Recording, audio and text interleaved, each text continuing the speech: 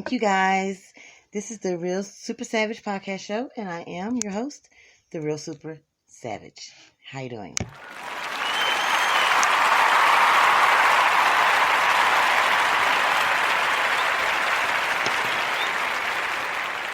Thank you for joining me today, and I am going to get right into it. We're going to talk about today men that are secure and blackballing each other. Also, 10 ways to get out of a speeding ticket. And you don't want to miss Black History Impressions, as well as our Q&A. So much more when we'll be right back.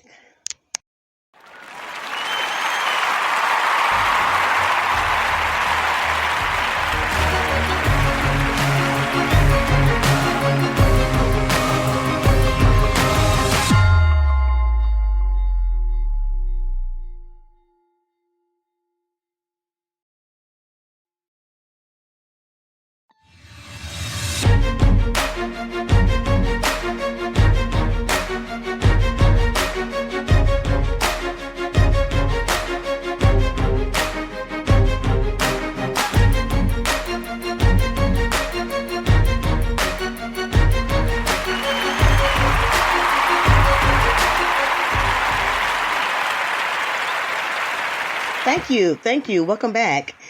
You're listening to the Real Super Savage show, and we're discussing first an instance with nerves pumping and sweat, and you only had one time to save somebody's life. Who would you save? What? That's what I was like. What are you talking about, Super? Okay, listen to me again, okay? First, an instant with nervousness pumping, as if only had to save one special piece of your house. What would it be and why?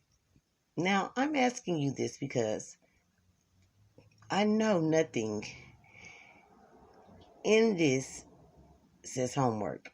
None of this says I'm learning anything. None of what I just said. Did you think I was talking about any type of school or anything I just said?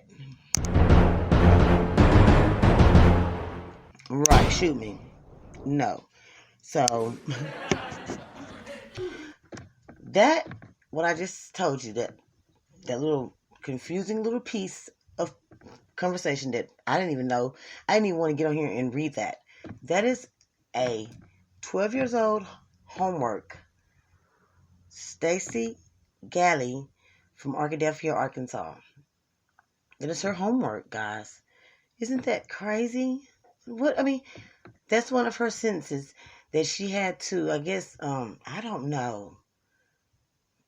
But, the first thing we're going to talk about today, I thought I would start off with that confusing little passage, because that is what they're giving kids to take home or putting it online for them.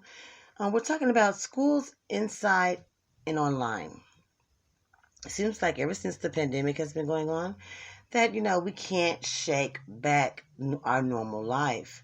And it's very, very, very sad. How do you guys feel about the way school is going now? I know we don't like it, but, I just don't. It's too much on the teachers to have to do the classroom work and then online work. You can't connect to both students. Somebody's not going to get the attention that they need.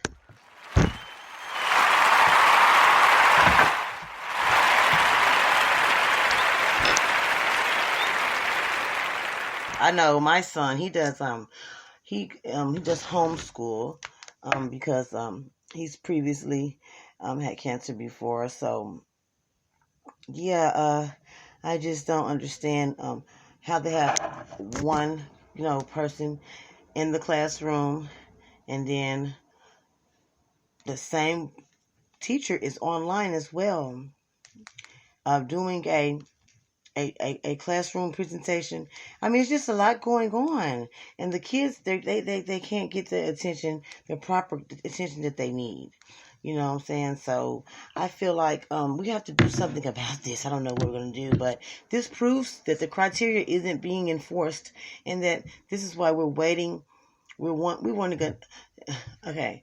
The kids are waiting. I know my son. He waits to the last minute to do his homework because he's like, "Mom, but the teachers don't really care. It's a brush off thing to them. I believe that they need that we. I'm not bashing the teachers. I'm saying that they got so much curriculum through at them that they have to get done in a small amount of time, and that's neglecting our kids. So I take that. I don't want to seem like I'm being I'm not sympathetic to the teachers. I applaud the teachers for everything that they're doing throughout COVID-19.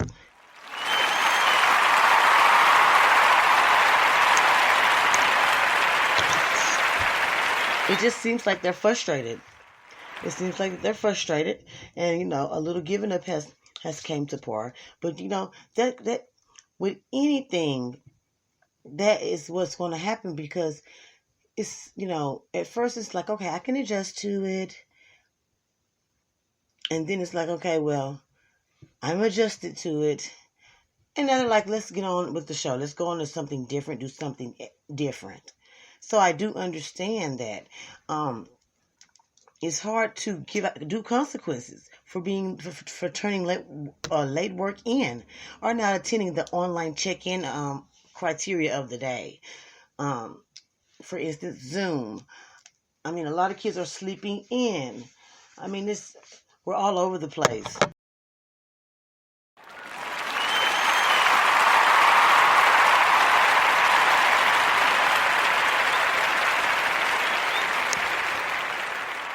We're all over the place. Nothing's really getting done. And so I wanted to talk about this today. I'm not going to dwell on it for a long time, but we all know that the teachers need some help. School district needs some help. We need help. So let's stick together. Most definitely communicate with the parents and the teachers. Let's communicate. Let's take this by the forefront and get a hold to it now before it gets totally out of control. And it can get more out of control than this. But I see something now. I see a pattern. I see that the parents are tired. The teachers are working so hard and delegating. They're tired.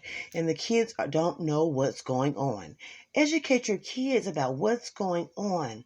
Because if they don't understand COVID-19, it's dangerous. Okay? It's time for us to I'm going to be honest with you.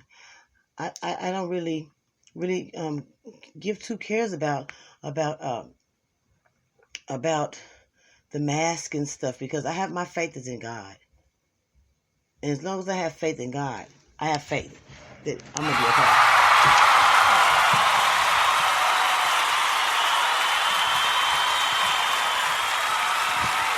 I'm not worried about no COVID-19 getting me because my God is an awesome God. But at the same time, I'm not going to not educate my son on what's going on because of my way of thinking and my faith. I'm still going to educate my child. Every single day there's something new going on with Corona. And every single day, we're talking about it. And we're trying to get to the bottom of it and try to do different things the same way. You know what I'm trying to say? We're running out of options on everything. We're running out of resources.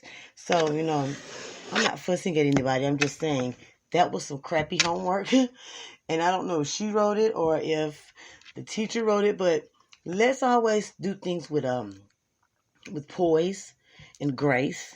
Let's always do things with accountability and character.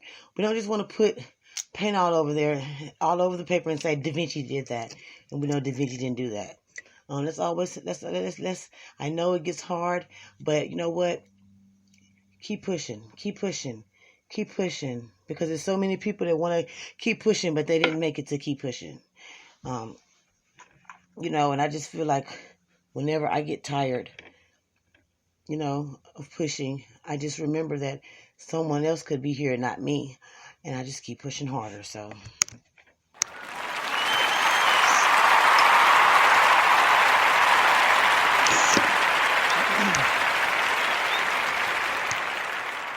I got a little nibble of my allergies are messing with me, guys.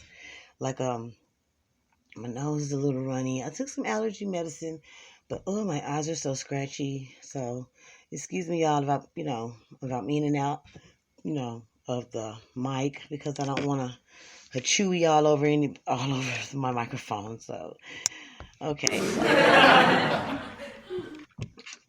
so here are some. And every time I talk about something or anything that's really passionate to me, and I want to get across to the listeners, as well as to myself, I always make an event or tips or resources that you can look back on in case you forgot what I said. So these are 4 tips, maybe 5, but 4 for sure that we can do to ensure we work together as a team on this school process, and I think it'll help us. So number 1 is always keep a calendar on the refrigerator, and always take your homework home. This is number 1 for me because I need to know what you did that day. And because if you need help, how am I going to know? So if I put it on the calendar, if I put a calendar up, okay, with what classes you had that day, and you bring the homework home, the teacher makes sure that you bring it home. Or if you're online, make sure that you write it down and email your teachers and bring. It's a way that we do anything. So that's number 1. Number 2 is always be attentive. Always communicate. Basically, that's the forefront. We got to do that, guys. We have to communicate, even if it's not something that we don't want to hear. We have to communicate with each other. It's impossible not to. I don't, even on my worstest day, I would not want to stop talking to anybody and shutting down. So that's number 2. Number 3 is ask for help. That's simple. Ask for help. Understand something? Don't want to do something, want to get somebody else's advice? Ask for help. You won't know if you don't ask. You won't get the help. Nobody will know you need help. Number 4, take a break. That means don't push yourself too hard. Don't try to do yourself. If you're tired, and this goes for mostly my teachers. If you're tired and hey, I got this and this to do still, pop into another teacher's room and say, hey, could you look out for my class for a while? And just go take a deep breath. Go walk down the hallway or to the bathroom and, recollect yourself. I have to recollect myself a lot of times today. I mean, a bunch. It's because everything is so overwhelming now. Yeah, I mean, seriously. Everything is overwhelming. If I go to a grocery store, I'm overwhelmed now. I can hear myself panting. So I don't want to do my sniffle, with the little allergies and stuff. And so, I mean, you have to breathe. Inhale, exhale, breathe. And take a time out sometime and just relax. And it goes a very, very, very long way when you do that.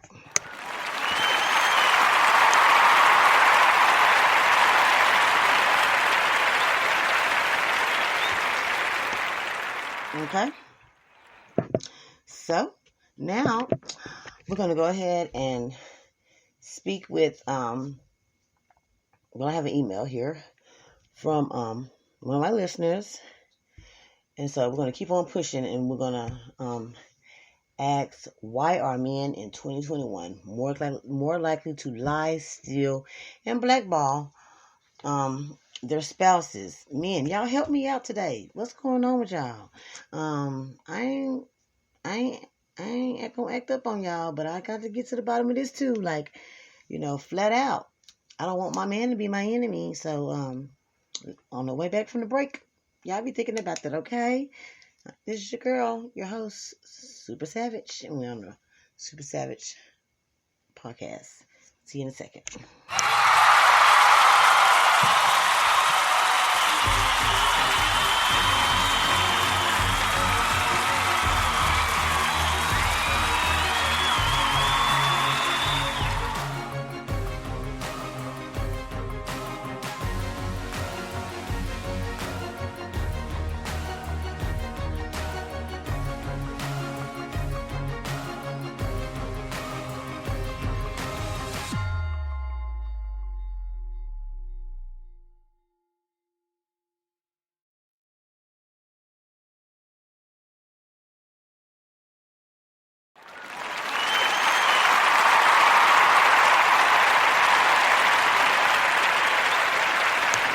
And we are back. I am your host, Super Savage, and this is the Super Savage podcast.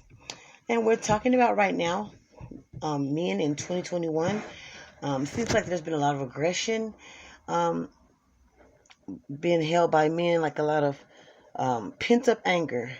So my question is, most likely, most men in 2021 are likely to steal and blackball their mates or spouses. I hope not. Guys, what's going on? Help me out today on that. I know y'all ain't acting up like that on the women. What's up? We all queens. We all queens. But yeah, let's get to the bottom of this, shall we?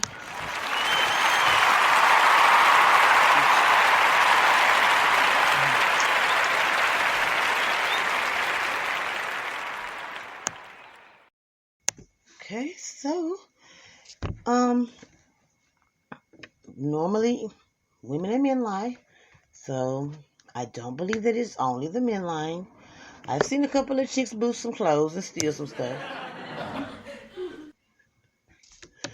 Let's see. So, I think we tit for tat on that.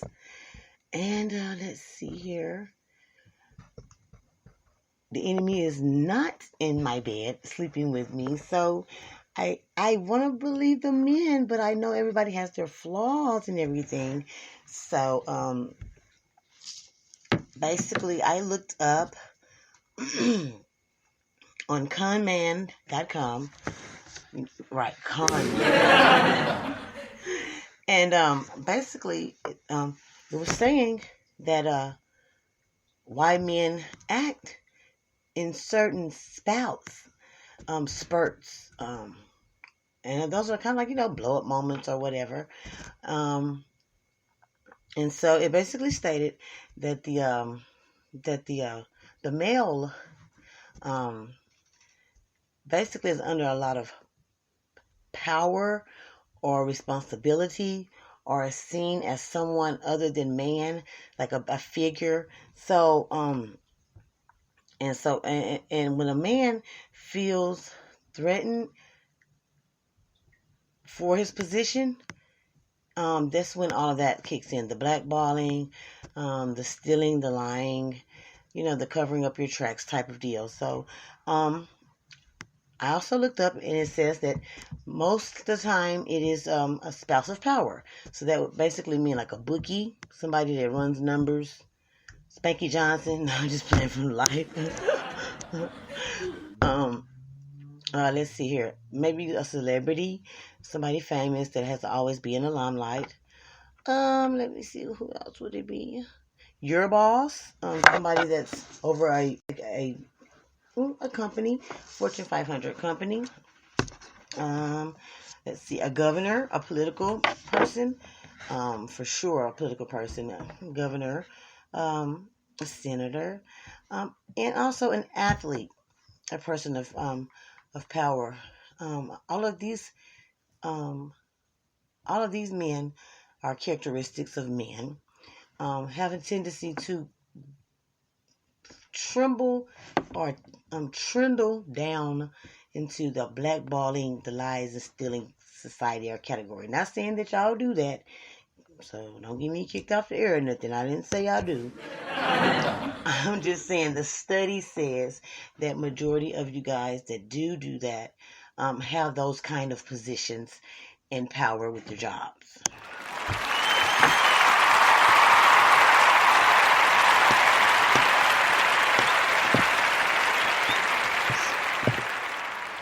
So, there's just a couple of reasons for blackballing. The men, they blackball because maybe they feel like that their position is being threatened by a better talent, somebody that is better at their job than they are. That would make them act a little irate and do some stuff that we start talking about, the lying, the stealing, and stuff like that, because, I guess they're trying to sabotage that person, make them not shine the way they're supposed to shine. The second one is owe money. A lot of times, guys, they're not like women. Women, we owe each other $20, $30. When they got a media penny, or my card declined at a restaurant, and we'll go months and not even think about that $20 because we've been paid each other back in something else, like perfume, or watching the show together. I mean, it's not that serious, but you men, they will get in debt. Okay, debt with each other. I ain't talking about no pool hall debt.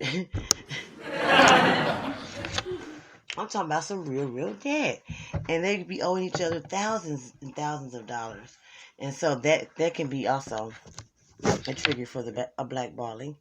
A better contract, a better deal, that goes hand in hand with football players and basketball players, athletes.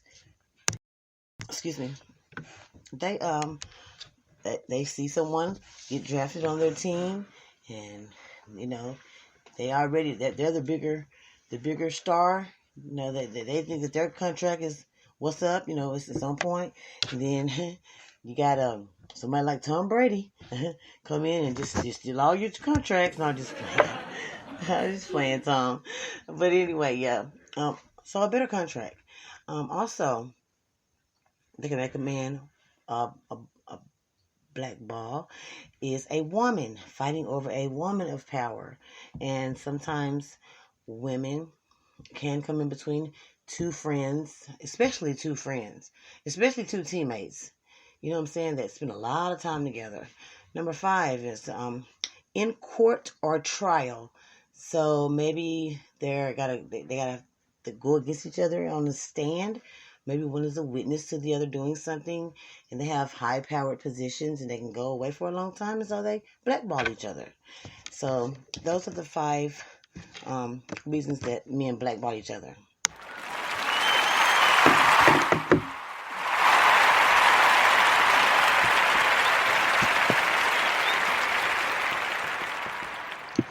Up next, 10 ways to avoid getting a speeding ticket.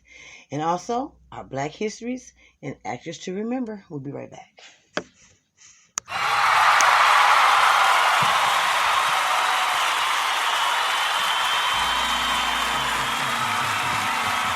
Yeah, thanks for inviting me over.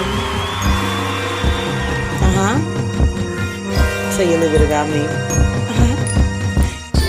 You got me comfortable, so comfortable. I'm having a good time, and I'm glad that you called me over.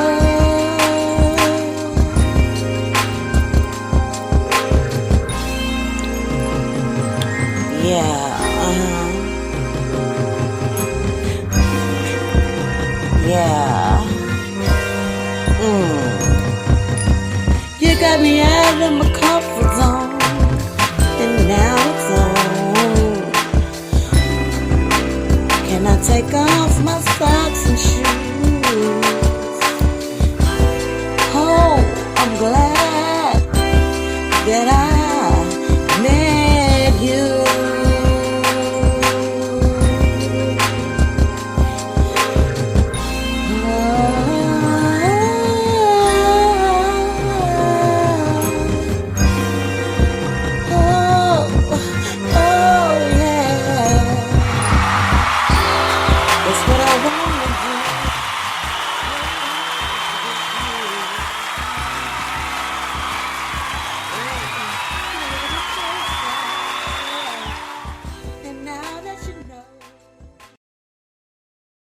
Thank you, thank you, thank you. We are back. And I am your host, Super Savage. And we're on the Super Savage podcast.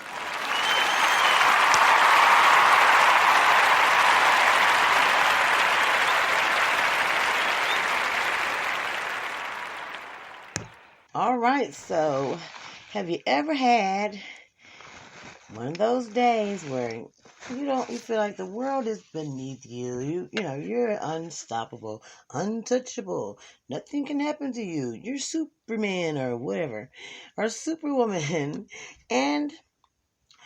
or maybe your favorite song is on, and you just grooving, get it, girl, get it, boy, you just getting it, yeah, getting it. And next thing you know, you look up and you see some dang on lights. And you like, dang, the police behind me. You look, you don't never even recognize him. Where did he come from? You were too busy with your head, and like you Tina Turner or somebody. Yeah. So we're going to talk about now 10 ways to avoid getting a speeding ticket. Now, when I heard this, I wasn't too positive that none of this stuff would work because, like I said, I ain't never got out of no ticket. And I be scared and I tell the truth and all that stuff. I still don't never get out of it. Ma'am, you're speeding. Give me your driver's license and registration. I give it to him. I say yes, sir, and everything. I still get the ticket. So I am very eager to see what these top 10? Top 10 are.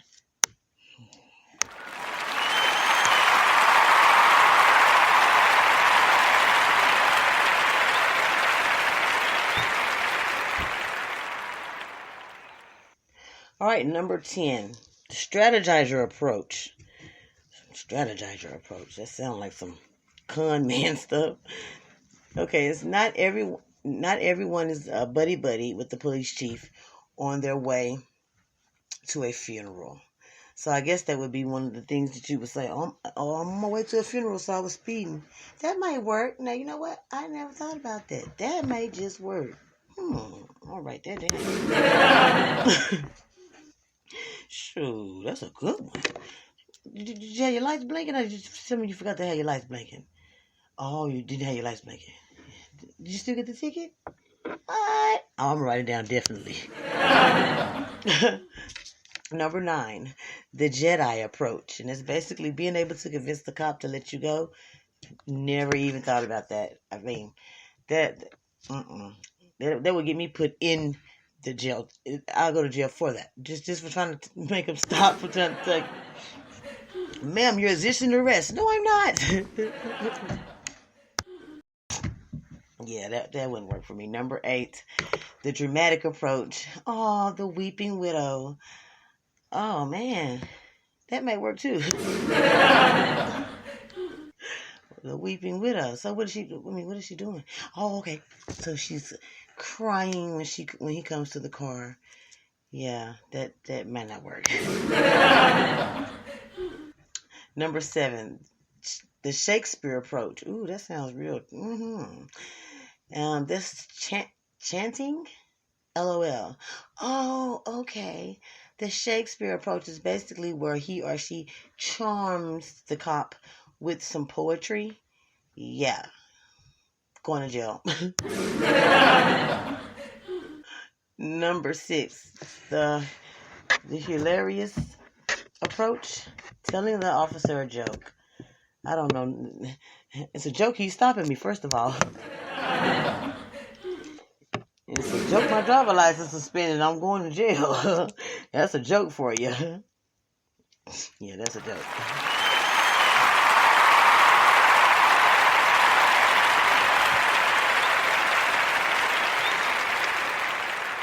Where are y'all meeting these? Where y'all getting pulled over at? Huh? What, in the heat of the night? Them the kind of police we're dealing with now? Because y'all got some more. This list is crazy. Number 5, the dishonest approach. What? Telling a lie. I don't know about that, guys, but okay. Number 4, the honest approach. What? I don't get it. I really don't get it. Okay, telling the truth. Number 3, the foreign land approach. I would totally use this one. I'm not from around here. I'm not from around here. I'm from Africa. I'll be blacker than the mug saying, I Chinese. All right, y'all. That is our almost time is up. And so we're gonna hurry up and get finished with this just these couple of last two. So we'll be right back after this commercial.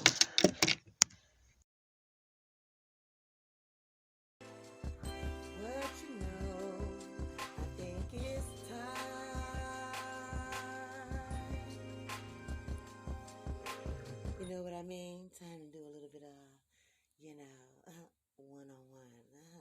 Yeah.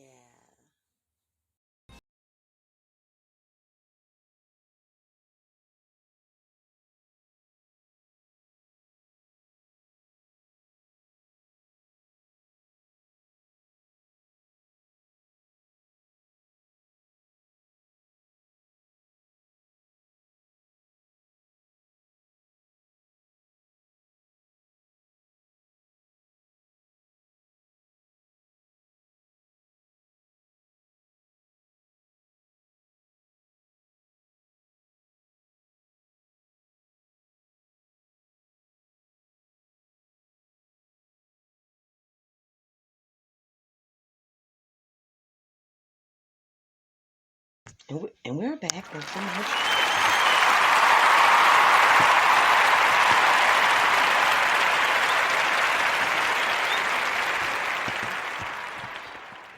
And we left off at number 2 for how to get rid of a cop and the ticket.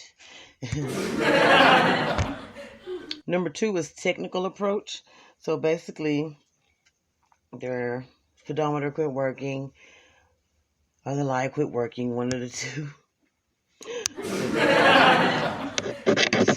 And number 1, the polite approach. Know your role. Now, I do agree with that one. Yes, I do.